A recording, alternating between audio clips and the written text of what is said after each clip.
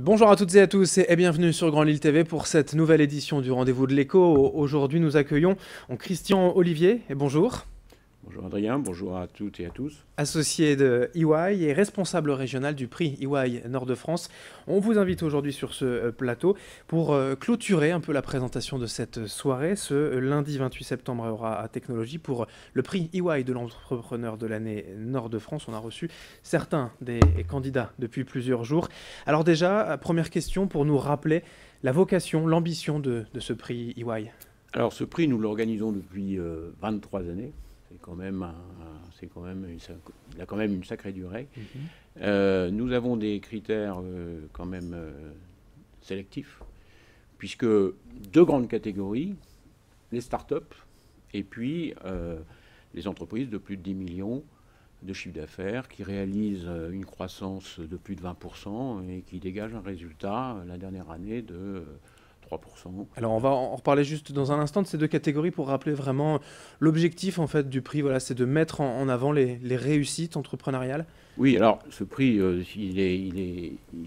l'organiser, c'est une joie et c'est extraordinaire puisqu'en fait on rencontre des entrepreneurs prestigieux dans leur activité. Si vous voulez, ce sont des gens qui sont quand même hors normes, puisque pour concourir, il y a les critères, mais il y a aussi la passion d'entreprendre. Ce sont des gens qui sont innovants, ce sont des gens qui sont axés sur l'international, puisque vous le savez, en France, bon, la croissance, elle est atone, donc il faut bien aller concourir, il faut aller bien chercher de nouveaux marchés à l'étranger. Et puis derrière ça, il ne faut pas l'oublier, ce sont quand même des créateurs d'emplois. Des gens passionnants, vous le dites, créateurs d'emplois, et qui tirent un peu en fait l'économie régionale vers le haut. En tout cas, voilà, il y a de quoi être fier pour la région quand on voit ces parcours. Ah mais tout à fait. D'ailleurs, parce que de toute façon, Adrien, je vous invite à être présent le 28. C'est Euratechnologie pour voir et rencontrer ces dirigeants. Cette année, nous en avons 32. Alors nous en avons 16 en prix start-up, donc c'est-à-dire entreprise d'avenir, c'est l'entreprise qui fait au moins 1 million d'euros de chiffre d'affaires ou qui a levé 1 million d'euros et qui a moins de 8 ans d'expérience. Donc voilà, et puis après il y a la catégorie dont on a parlé tout à l'heure, c'est-à-dire prix l'entrepreneur de l'année. Donc deux grandes catégories. Et pourquoi justement différencier ainsi pour aussi montrer que de jeunes entreprises peuvent être innovantes, performantes et se développer rapidement, voilà. Ah ben, de toute façon, si vous voulez, pour le prix start-up, le mot de base, c'est innovation. D'accord ? Ça, c'est simple. D'accord ? C'est innovation. Et après, entreprise PME, ETI, c'est croissance. 32 candidats, 16 par catégorie. Alors on se dit qu'on pourrait en avoir plus, mais déjà ce sont 32 profils et 32 parcours qui méritent d'être en avant avec bien sûr quelques vainqueurs. Mais en tout cas, il y a des profils comme ça dans la région qui méritent, qui gagnent à être connus.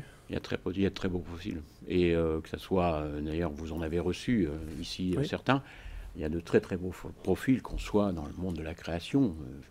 Je ne vais pas dévoiler qui a gagné, bien évidemment, c'est pas le jeu d'aujourd'hui, mais vous le verrez, ces 32 dirigeants, ils sont même d'ailleurs plus, puisque c'est 32 entreprises, mais c'est plus de 45 dirigeants, puisque dans certaines entreprises, nous avons 3 dirigeants. Ce sont des modèles, ce sont, si vous voulez, des vocations, c'est l'esprit entrepreneurial qui se dégage, c'est extraordinaire. Et c'était compliqué à choisir pour le jury, voilà, sans dévoiler bien sûr. Alors, encore une fois, mais vous savez, moi j'ai toujours une petite idée et parfois je suis bluffé parce que le jury décide autrement.